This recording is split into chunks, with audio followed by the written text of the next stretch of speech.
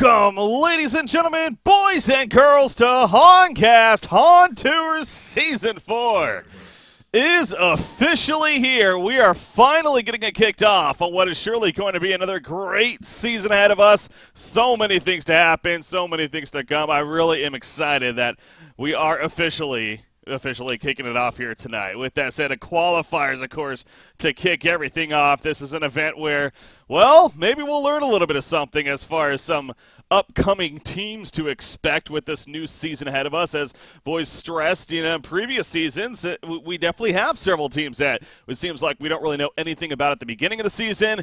By the end, they're a big-name team, sometimes even winning it all. A la BMG yesterday. Or, not yesterday. Oh, it just all blends together. Of course, last season is what I meant to say. Anyways, excited to be here, and we're kicking things off with a round of 128 matchup. Now, again, it's who knows what to expect, really, when it comes down to it. It's going to be a fun day, a fun weekend here, and these qualifiers overall, going to have some fun with it. I'll get into the format and everything in just a second here, but before I do, I want to introduce my co-caster for today, of course, the one and only Snewy, going to be joining me. How's it going, Snewy? You know, in one way or another, this marks the start of Season 4. It might just be the qualifiers, but it's still something. And it's been quite some time since I've seen my entire front list in either scrims or tournament games. Yeah. So with that said, I'm really excited to be here, and I'm glad that we're finally kicking off Season 4. I'm excited to see what these new teams can bring to the table as well. It might be a lot of new upcoming teams, and there's been like, I don't know, over 100 teams almost signing up, so that's great news. Mm-hmm. Yeah, it's actually definitely a good amount of teams, as you're pointing out right there. And, of course, this being a 128-team bracket, there are some buys here in the first round, but a good amount of matches with that said, and we happen to find one of them here. Real quickly, too, this is a double elimination tournament, also worth noting here for these teams. Ultimately, these teams are playing for the 3 different divisions. Remember, bronze is no longer a thing. They're playing for silver, gold, and, of course, the top 3 teams will be going to Diamond Division. The currently teams that are already qualified, they do not have to play in this event. We're looking at Sync Esports, or whatever they choose to name themselves, Bad Monkey Gaming, Druids, Reason Gaming, and of course Complexity. So those are the 5 teams that are already qualified for that Diamond Division. We need to find out 3 more. The top 3 from this event, this being a double elimination tournament, will then advance on to the Diamond Division to kick things off with Cycle 1. And again, we have that great new format, too, with the group stages that then lead into a bracket. It's going to be fun, man. There's so many matches to come, and I'm really, really pumped for the season and what's ahead. But we're kicking it all off. We're kicking it all off here today with our first match, and, well, we got Cope Esports versus Old School. As I said, and throughout most of these qualifiers, it's going to be a case of this where we don't really know anything about these teams. At least I don't. I don't know if you happen to have some kind of insight on these teams here, but I know nothing. What about you? No, nothing really comes to mind. Like, the Legion team is from Europe, and the Hellborn team is from US East. So at least we got a Europe versus American bam matchup coming here. Yeah. No, but like, I recognize a few names. I've seen it around. Like Frodo Swaggins over here, Gaggy, Free is a Team Man player as well. Oh my God, I love this team already. They're my favorite. Old School's awesome. Oh my God. Right from the start, damn. We got to start talking about this draft because, it's interesting because their name is Old School, and this is a pretty old school lineup they got going on here. Magnus, Hellbringer, and Hammerstorm. What on earth is happening here to Team Old School? I love it, though. I absolutely love it. Yeah, it's going to be fun to see the Hammerstorm roaming around. I'm curious how they're going to lane him, or if they're going to have him in that roaming position instead. Because Midas is one of the heroes that can easily disjoint the hammer throw with his elemental warp, so they need to be careful about that. They do have the Hellbringer though to follow up with a long-range nuke, so they could potentially have Hellbringer solo mid versus Midas, and then have Hammerstorm and even Magnus roaming around on the map. It's going to be interesting to see. We're already in the second banning phase, and I see already like Nymphora and Ampath being banned out from the Legion team, so they think that Hammerstorm is going to be in that carry role. Yeah, that's where I personally would prefer it. I really do. We've talked about the Hammerstorm a bit because he happens to be one of the very few heroes, in my mind, really the only hero that hasn't been picked up. Of course, there's Calamity, I think, but she's so new. But Hammerstorm, if we were to see him, I think that carry role just makes a lot of sense. That brute strength of his, you get some rift shards, the demonic breastplate, that kind of build, you're hitting like a freaking truck. Later on in the game. So they already got some decent initiation with the Magnus. But yeah, so I like the idea of seeing it in the carry role. But would you rather see it in an initiating role? I can definitely see it in the carry role. I think the reason for why it was ran in that support role during the early stages of Season 1 and Season 2 and all that is because of the stun. It doesn't scale when you level it up. It's 2 seconds from the start, I think. At least when I'm looking at spell, yeah, you're right. That's what I get from it. Yeah, so 2 seconds stun in level 1 isn't too shabby at all. So I think that's the reason for why you want it in that initiation role and just keep it low level. But yeah, I mean, with the Mighty Swing, of course, you can run it in the carry role as well. You don't necessarily need a Rune Axe or anything. Not that I have seen Rune Axe as well on Hammerstorm, actually. I mean, it scales pretty well with the Mighty Swing. You can clear creep waves in 2 hits when you get into the late game stage. But that seems greedy, though, man. You already have a cleave ability kind of yeah, built in, I know, and but getting a rune cleaver. Yeah. Sometimes it happens. I know Sibbe used to run it in TMM at least, and he just always picked up a Rune Axe, and he just counter pushed the entire map. It can be pretty powerful in really team liked fights this hero. too. Yeah. It's cleaving everyone down. Anyway, so yeah, there are other heroes other than Hammerstorm. That's no doubt the sexy pick there, but there are other heroes. Let's talk about actually the Legion lineup over here, Cope Esports, that we're dealing with. It seems like they're a little more routine, it's safe to say. The Midas, Tempest, Rhapsody, and now Ravener picked up. The final pick going to be happening here for Frodo Swaggins. And whoa, Jeraziah, that's the one that is a little bit different. Jeraziah, one of these very niche heroes that seems like we see once in a while and then we never see for the next 2+ months kind of guy. So Jeraziah, to finish things off, what about their whole lineup? What do you think about his name? I mean, at first picture, it looks solid. Looks pretty all around. It got something in the early game, something in the mid game, something in the late game. It got that push potential as well with the Tempest, and they can definitely pick up a lot of aura items and team fight items and just go together as a unit. But both teams, I feel like they got a lot of magic damage. Mm-hmm. I guess it is the Hammerstorm in the Hellborn team. If you were to go for that, or if you go for the Hammerstorm in the carry role, then you can get some physical. But other than that, both teams just got went full out on that magic damage. So BKBs is definitely going to be very important in this game. You know what's kind of just hitting me? Oh, look at that ready up. These guys are ready. I love it. Old School is my favorite team, man. They pick up Hammerstorm. They're all ready up together. I love this. Anyways, Hellbringer. I mean, this is the other pick that's also very interesting. We got so caught up with Hammerstorm, but am I missing? When did Hellbringer become eligible in tournament mode? Did he just become eligible?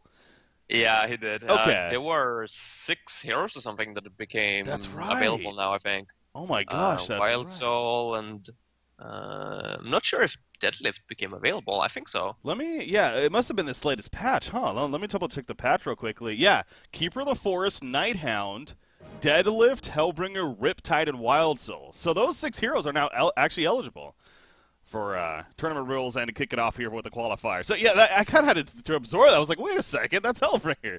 He wasn't eligible up until apparently on Tuesday. So interesting. Now, okay, Hellbringer's a very... What is his here? I'm going to look at the Learnatorium real quickly. Because I think he's actually still decently high win percentage, if I'm not mistaken, even after the nerfs that he took. Where is he? Wow, he's down there now. Jeez. Let me sort of... Yeah, I don't know. He went from being really OP to not pick too much. It's still a strong hero. There he is. Definitely. Yeah, 56% win. I mean, so he's actually 3rd place overall. As far as behind a Kirsten Behemoth, interesting. Anyways,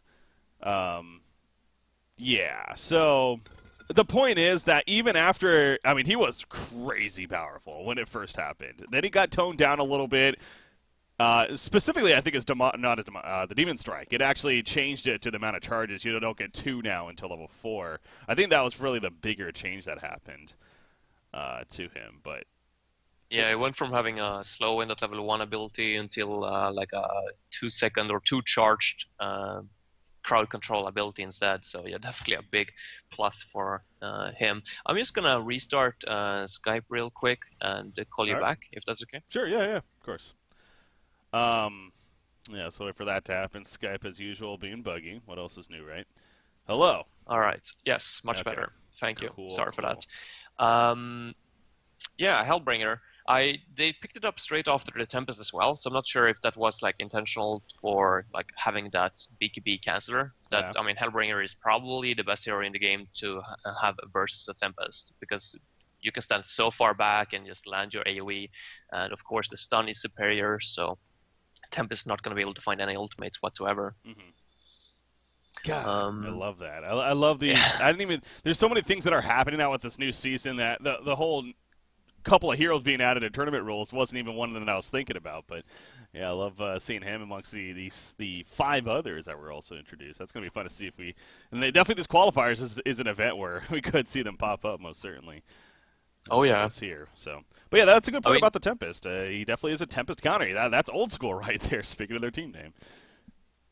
I think that yeah, I mean, among those heroes, I mean, there's a lot of heroes that like better teams aren't still too used to. So I mean, this is definitely the time. I mean, you can get someone or catch someone off guard and just like roll on the momentum. Keeper of the Forest, very passive. I'm not sure how much we're gonna be able to see from him. Nighttown though, it's very offensive nowadays, and I could definitely see that just going to that suicide lane. That's usually what he's running for nowadays, because the support just don't have the money early on or the gold per minute early on to buy rewards and dust. Yeah. So he's getting free levels more or less. And then you can scout out the enemy forest hero and just go from there. I mean, I've seen a lot of players just go suicide and then they sit mid and wait for the walking courier to come walking with the bottle, and then they snatch it. That's like the play style that they go for. Yeah. Not sure if that's going to be or work in competitive. Hopefully the teams are ready for that, so they're going to have a flying core at least who takes 2 hits and hopefully have an eye on it when it flies out to the mid. Yeah. But you never know. It reminds me of the Scout days when Scout was a hero that we saw in that suicide role. Very similar idea with that invis at the beginning and being a big-time nuisance, basically. So yeah, that's definitely what I know. The Keeper, again, as you're even talking about, I think Keeper is one that we could potentially see. Because his ultimate's still arguably one of the best in the game, on top of him now being a little bit of a semi-carry presence, which is interesting in terms of the aspect. I would say hard carry even. Yeah. That guy is crazy ass hitting nowadays. Like I've seen him more or less 2-shot a Tremble full slotted. That's how powerful he can be. If a keeper gets 6 slotted, like he 2-shots more or less every single hero in the game. Yeah. Just get a Rift Charge on him, and he's gonna bump you to death. By the way, I want to give a shout out. I don't even know if she's tuning in right now, but shout out to Keanu. She creates a lot of our graphic overlays and whatnot for both just the game in general, but also the Honcast graphics. She actually streams herself creating the graphics every now and then. It's actually pretty cool to watch. But anyways, yeah, she actually stepped it up quite a bit as I see people noticing here for our overlays this season so far. Definitely more to come as the season gets kicked off with the cycles and everything. But yeah, definitely shout out to her for creating these awesome graphics. And we got the whole Paragon theme going, of course, and we'll talk about plenty of that throughout these qualifiers here leading into Cycle 1 and remind you guys. But Paragon's the Ursa core of Season 4, basically. It's the way to support Hot Esports, but also get some really badass avatars. And boy, do I mean badass. And also the upgrades on top of that, including the Carnage counter, man. I've been having some fun. It's kind of funny. Empath is the first hero that they're releasing with the Paragon set, but I'm already racking up the kills on my Paragon Empath. Oh, the Carnage damn. Counter, so I already have like 80 something. I mean, I'm going crazy. Kills to Nice. the left and right. It does work with assists as well. So, anyways, Yeah, that's a saving grace. I Yeah. like the fact that it actually counts as assists. Otherwise, yeah, especially I mean Empaths. later on, if they release some other heroes like that are not support heroes, we would see a lot of kill steals. yeah, Empath's getting codexes and just nuking people left and right. You're like, dude, come on, you're a support. What are you doing? All right. So the laning phase. You see both teams really protecting their jungle. Both teams are running a jungler, so kind of makes sense there. Want to make sure not to get it blocked, and neither side going to prioritize that. So Bubbles does have 2 wards on him, so we'll see if he is able to sneak in there. Going old school once more. Yeah, I love it. I love it. You got the overlay, by the way, on yeah, this no, game. I switched it. I Okay, switched cool. it a while ago, yeah. Just to make sure. I know. I've done that before. I have done that before, so It's really easy. I mean, it happens all the time, at least when I'm not too used to doing it or switching overlays, so I always forget it. So they're running a Hellbringer support here. That's kind of just hitting me too now. And God, actually, Bubbles bottom lane. Jeez, oh my God, he's in trouble. Yeah, he's gonna get ported on. And Ravener, one more auto attack. It's so not gonna happen. Not gonna be enough, I should say. And he'll live, but he did have to use a health potion that got taken off right away. And yeah, he's gonna fall all the way back to base. So not the prettiest start there. No, Bubbles is not a very popular option for the suicide role for that reason alone. He can so easily be outboxed by the support alone. He just doesn't have any spells that support him in the lane, give him any sustainability. I mean, the one saving grace, is to like surf down to, you see the tree that's like on the edge down at the Legion, or down to the right of the Ravenor. The tree that's like standing next to the water. If you shell surf behind that, there's no way that the enemy can see you unless they use spells. Then you can stand there and leech experience. That's what I always do in TMM, at least when I play the Bubble Suicide. I shell surf down there and then I stand there. I guess with the Rhapsody, she could like Disco Inferno down there to maybe spot. Yeah, she's just still level 1. I guess the Ravenor could use the Ball of Lightning though if he's expecting something. Yeah. No, that's a very interesting point, though. But obviously, again, he had to run all the way back to base. He's coming back now. But, yeah, this is not going to be a friendly lane. And you're right. Bubble Suicide in general is not something we see a whole lot of anymore. It seems like he's more the middle hero nowadays. But Zez, Peasy, this is always a fun part about these new teams as well. Going through the player names. I love it. Yeah, that guy, Zez Peasy. That's what I'll call him, I guess. Or I guess Easy Peasy. I don't know why the C's in the beginning, but anyways. Oh, he's in trouble once again, Shell Surf, but this is what happened last time. Okay, Ravener's like, screw it. If you're not going to port, I'll just go on top of you anyways. And he takes him out. That damage, man. Yeah, Bubbles, it's not friendly, man. This is not a good time for him. Nope. Too bad for him that Merrick's Bounty is not available in tournament mode. That's true.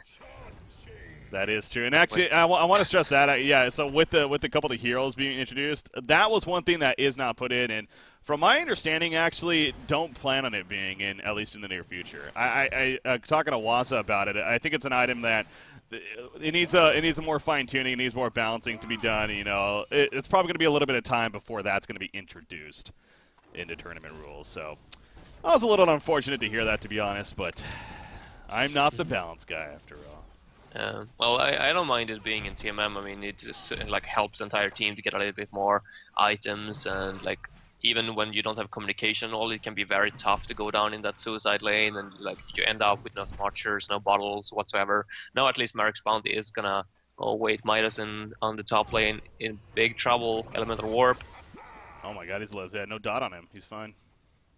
Maybe? Demonic Wave! Oh, the range. Yeah, wasn't sure what the range on that looks like. It's 1,000 range, but just out of range right there. It's a good attempt. Oh, damn, 1,000 range, yeah. Yeah, that's actually quite a bit. That's a lot. Wow. That's what I was getting at, too, though. Now, in the past, I hated seeing support Hellbringer. I absolutely hated it. Now that he has kind of a stun in the sense, or almost of the fear effect with his Q and the dot damage applied, it seems like the hero is built a little bit more to play that support role pretty well compared to previously, I think. So I guess I don't mind seeing him in the support role here. No, I don't mind it. I think that's probably what it's best at. I don't know. I mean, you could run it in that mid role as well and get some items on it. It wouldn't be too bad. But, I mean, the fact that, or the thing that he was struggling with before the rework was that he couldn't box out the suicide efficiently. He didn't have any spells to support him. It was only the dot. But now when he got that CC ability and a lot more damage, like, you can much more easily box out the suicide and actually get level 6 for yourself. Before he was like a walking ultimate, but now he actually got some crowd control and actually been able to do those dual lanes, as we see here with the Hammerstorm. Yeah. How's Hammerstorm doing, by the way? 280 gold per minute, so not the best so far. Yeah, Creep Farm, yeah, it's kind of comparable to Ravener other than denies. I mean, Ravener's just a beast on the class hitting here. 23 and 16. Again, they've been really boxing out bubbles clearly, though. In fact, he's still level 1. Not really the same for Midas. Midas seems like he's been able to hold his ground, and I don't know if that's because he's playing well or the matchup he can do that, or maybe they're just not. I feel like he shouldn't be able to do this well. What about you? I feel the same way. I mean, I feel like one hammer throw and then follow that up with one ability from Hellbringer more or less should force him back to base, or at least back to the observatory, to buy health pots. So I'm not entirely sure how he's level 4. We see the Hammerstorm throwing out the Hammerstone here, but... Okay, yeah, so he's trying to set up for Hellbringer. There's the Q, I don't even know what it's called. Magnus stuns in right there, a couple more auto attacks, and it is... Oh, that was close, actually. Even Solstice joining the party, so ultimately ends up kind of being a 4-man gank, but they do get the kill nonetheless. That was the Demon Strike ability that he used. Solstice went for the ganking abilities as well. Got that Blinding Rush level 2 and the Solar Slash in level 2 as well. Usually you see when you play Passive Forest, you can go for that Illuminati instead and just put it over the camps and just completely ignore the first ability. Illuminati, I love it. Yeah, so that is interesting. Seeing that style of build right there. I mean, right there, it wasn't even necessary, of course. Didn't even get there in time anyways, but... The idea is there at least, and so with that kill on Midas, it goes back to how it seems like he's been doing a decent job, but that death will slow him down quite a bit, and that's good news here for the Hellborn side. But you keep looking back at the Ravener, and definitely a hero that you should be afraid of getting out of control, as we see right here. Oh, there's a bad teamwork coming out right there, unfortunately, as pause into an unpause. So. Yeah, they're probably not used to, or they might not be used to the tournament roles. Yeah. The fact that it's an instant pause now. Yep, that's very, very true. It's, again, tournament rules, it's a little bit different, and this is a tournament in general, of course, the play from the strategies you use to a couple little mini rules like that, like we're talking about eligibility for certain heroes and even items. So if you're not playing Han Tour, every weekend, like a lot of the top tier teams that we cast all the time, then it could definitely catch you off guard a little bit. You got to keep that in mind. That is the case. Hammerstorm. So he is playing the carry, but I wonder, what do you think about him choosing to go the Mighty Swing? I almost not. Is it Mighty Swing? Yeah, Mighty Swing ability. Yeah. Galvanize strong, man. And even they buffed Galvanize quite a bit, where it's a lot of armor. The movement speed's nice. The mana cost is very minimal. Are you fine with him getting the Mighty Swing early on? I mean, this is the reason for why I like to see Hammerstorm in the roaming role as well. I mean, just as the hammer throw, I mean, the movement speed, it doesn't scale on Galvanize. It's only the armor that scales with level ups. So, I mean, just getting one level in Galvanize is more than worth it.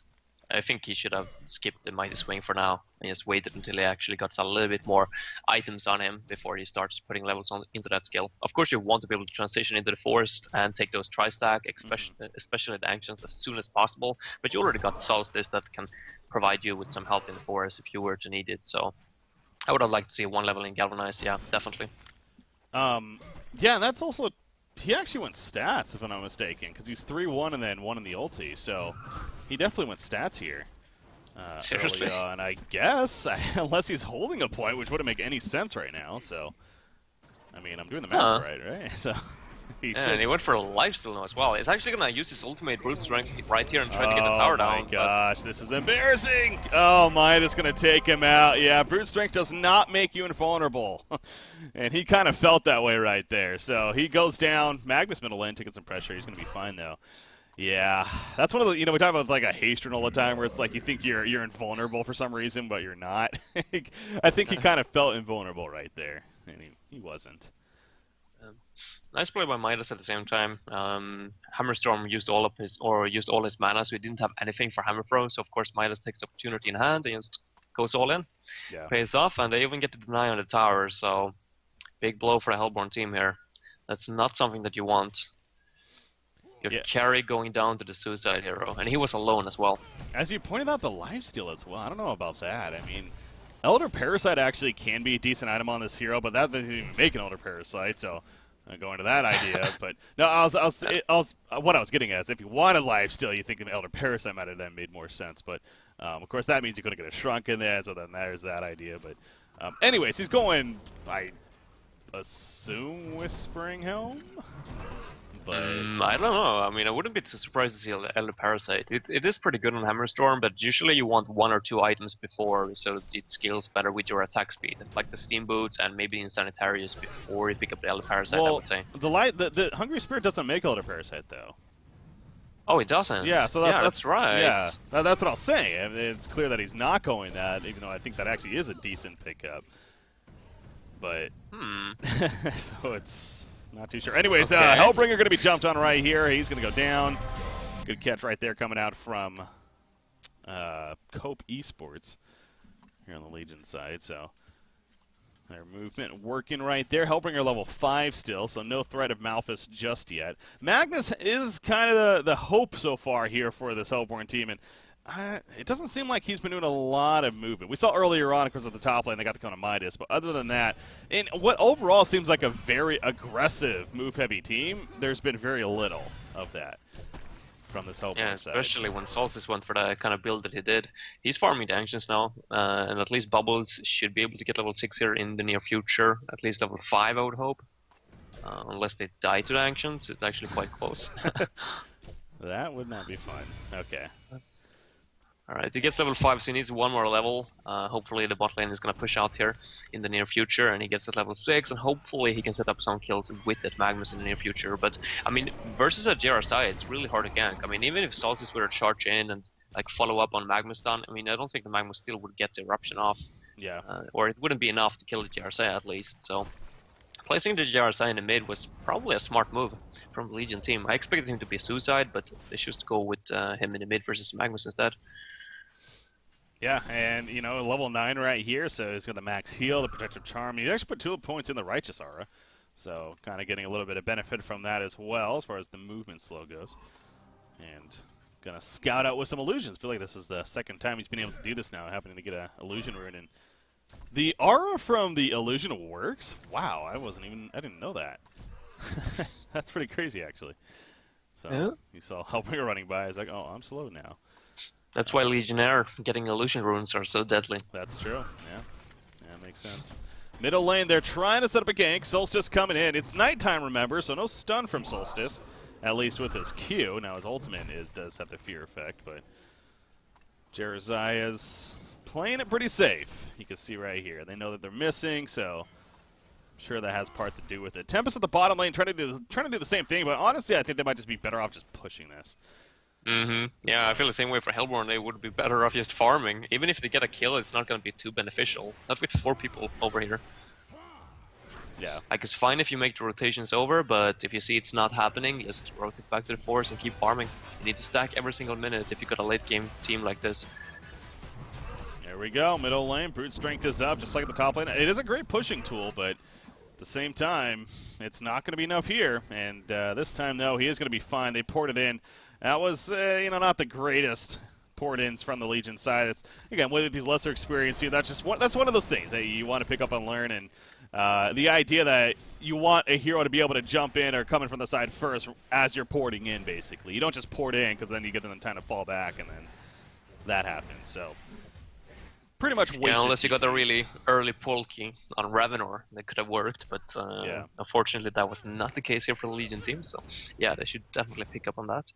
Midas is with a haste rune down here in the bot lane. Bubble's still looking for that level 6 though, so he's not going to be able to set up any kills. Oh, there we go, he got it. Kelp Field, here we go. Maybe he can combo it with a Solstice ultimate here if the Legion team were to go for a push yet again here with the Tempest. I mean, he's really close to the Astro though, and as soon as he gets the Astro, I don't think the magic damage is going to be quite enough from the Hellborn team, unless they get at least 3 or 4 people down there. You assume Midas is going to Astrolabe? No, I assume that the Tempest, actually is going to go for... Oh, Alpha's coming out. Rhapsody going to be caught right here now. She's actually still alive quite a bit. Hammerstorm Hammer Throw is going to hit, though. Here comes Ravener, though. What a collapse right there for the Legion team. They're going to double tap. Rhapsody is going to fall in the background, but now Bubbles, he's fully committed. And that's a little too committed, unfortunately. A 3-for-1 exchange in favor. Looks like the Tempest is committed as well in the mid. Oh, he's going to get the Hellbringer. Elemental Void, there we go. Make it a 4-for-1. You see the ulti coming out from Solstice. Unfortunately, just way too late at that time. So the momentum early on from Cope Esports, they make it work, and they're going to now push this middle lane, unfortunately. So for TOS, that is. Team Old School. Yeah. Another free tower. Not good news for the Hammerstorm team. No. The Hammerstorm team, I like that. The team that picked Hammerstorm, yes. Old School over here. On the Hellborn They're side. forever branded with that name now. Yeah, and again, I can respect it. I appreciate it, and you know, if they did do it because they know I'm cashing them, that's just extra props to you guys for sure. But not working here. Not working here too well. And I gotta say, I'm not a huge fan of his build either. The no galvanize, the life, and now he buys a mighty blade, so he's kind of all over the place here. Yeah, definitely got some things to work on here. Again, as far as it comes to item progression. It's a round of 128 match, so you're gonna have these newer teams that we just randomly picked a matchup here, but it's the point of Han Tour. That's the great thing about it. It's for the viewers. It's for us here at HonCats to get some great coverage. It's for the diamond level teams to make some good money out of Han even and compete at a high tier level. But it's also for the amateur scene. That's the greatest thing about the format. It's for the amateur scene, and it also gives you a chance if you do progress. Then that will show throughout Han Tour. So it seems like that both these teams, even to an extent, may be fairly newer to Han Tour, and that's just great. That's just fine, and love seeing it. And seeing what they can eventually do, and hopefully they build on it moving forward. But agreed. I was wrong, by the way, with Astron Tempest. They actually went straight for a portal key, even though his Elemental Void is on cooldown for another 80 seconds. But I mean, at least he's gonna have it in the next minute or so. That Elemental Void surprise factor, hopefully at least. 5-man hole incoming. Well, that's the plan. Magnus right now is the plan, though. And that's going to be a good execution on the plan. Oh my gosh. No, he's going to die. That was very Alright, we close. see the usage of it right away at least. Yeah.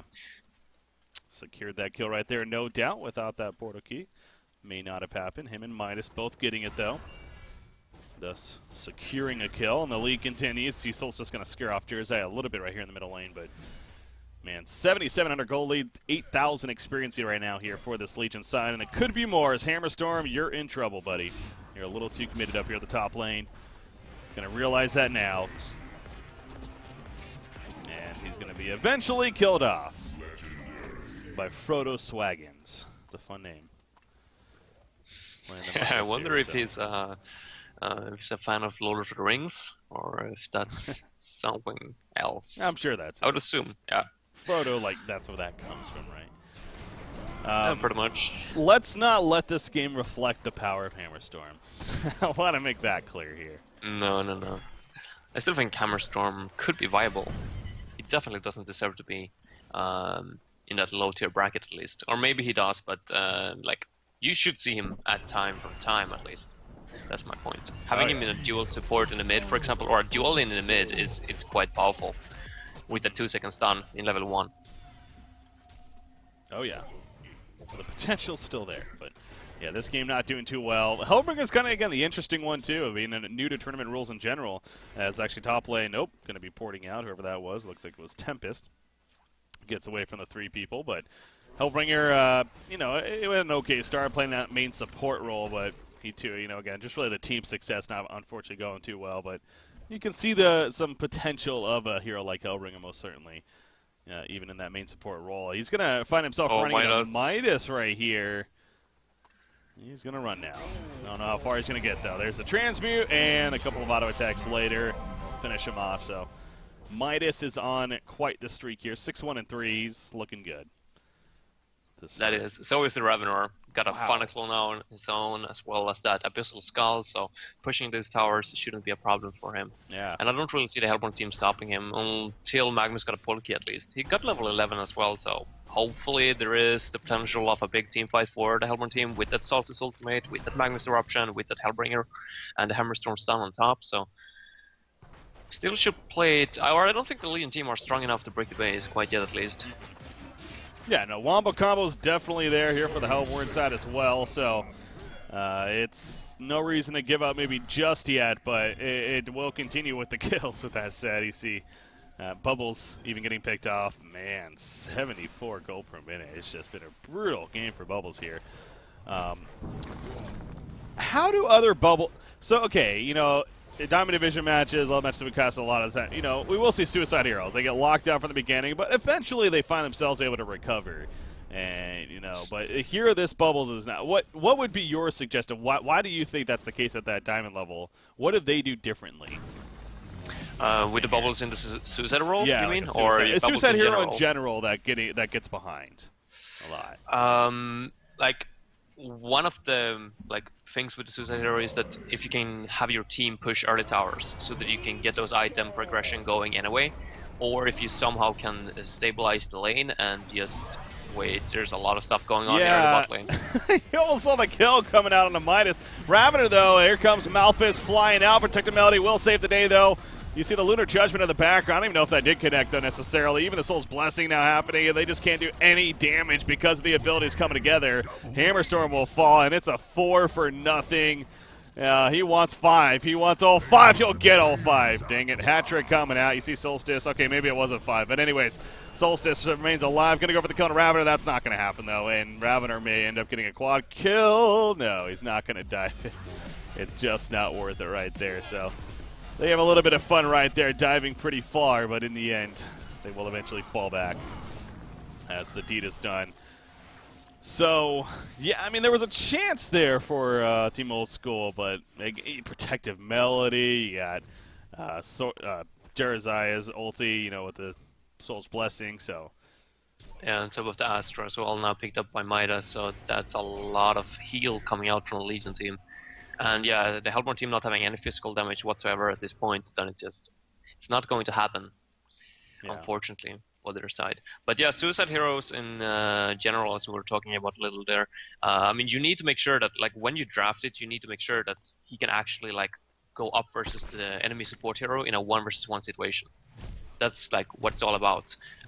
If Bubbles would have been exchanged for, I don't know, a Lodestone, something like that, that's a little bit more tanky, can easily just go up and trade out attacks with the Rhapsody, wouldn't necessarily fall victim. Like, as soon as Ravenor hits a Ball of Lightning on that Bubbles, like, he's down to 20% HP, if not lower, if not dead.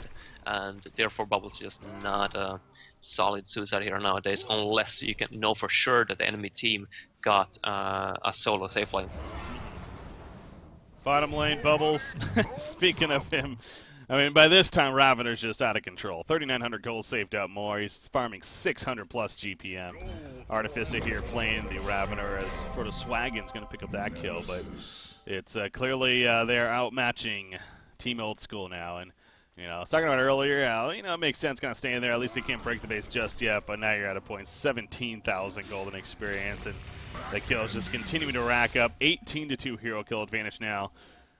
The end may and probably should be near here for this side. Say.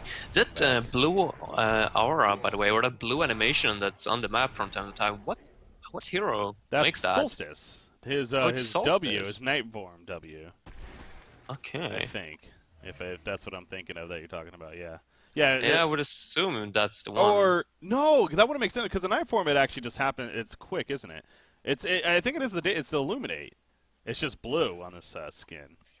Okay. Yeah, because there was an Elemental Void, a Disco Inferno, and Illuminate, I guess, on top of on each other, and just looked really... or I wasn't used to seeing it, at least. I guess it's this new avatar. Yeah. Yeah, is this a newer avatar, actually? I think it is. Yeah. That's probably what it is. I mean, relatively new, at least. I don't think I've seen it. Yeah, no, I agree. Before. I think it is a little newer. Pretty solid here. Gonna find himself with some action. Oh, he just went nighttime as well. Changes things a little bit, and now he's gonna be gone by Ravener. A lot of attacks later, it seems like, and he's dead. So Ravener gonna continue now, Protective Melody onto him. Why not? Just keeps on chasing. No reason not to. They just can't do a damn thing. Wow. Oh, when he hit the back was with a quad kill. The annihilation for Artificer. Can he finish it off? Yes, he can. Okay, the 5-0 is real, and that's GG. Well played. That's a fun finish there. For Ravener. That combination, by the way, Jeraziah Charm onto Ravener early game, that doesn't work. Safe to say. I mean, that hero, I mean, I can definitely see that. I mean, usually you want to time it up with like a Moon Queen, Draconis. That's what we saw back in the days when Jeraziah was still played at times. But with the Ravener, I can definitely see a Jeraziah being popular again. Yeah, Jeremiah, but like it seems like we get this all the time. We see Jeremiah. It happens. He does very well. The charm's great. His soul's blessing does a lot of work, and then we just don't see him again. He goes in these really rare waves for some reason. Yeah, as a last pick, I can definitely see it being viable, especially if the hero or the enemy team doesn't have heroes that can easily pick up that Nullfire Blade, because I think that's like his biggest weakness. If someone gets an early Nullfire Blade, then he's more or less useless. And Ravenor, for example, if he were to be teamed up with one of those, he just jumps into the enemy team, then he gets Nullfired, and he's dead. Well, Team Old School going to have to reach into their bag of tricks right here and hope for a better result here in game number 2, because it did start to snowball out of control pretty quickly there. And unfortunately for them, Cope Sports came through and with the 1-0 lead now. And it did seem like, maybe Old School, Team Old School, a little inexperienced here as far as maybe some item pickups here and there. But we'll see what they got planned here for game number 2 now. You're in the round of 128 for the qualifiers, Ahan Tour Season 4. Having some fun here today. Ladies and gentlemen, stay tuned. We got game number 2 going to be coming up. We'll be right back here on Honcast.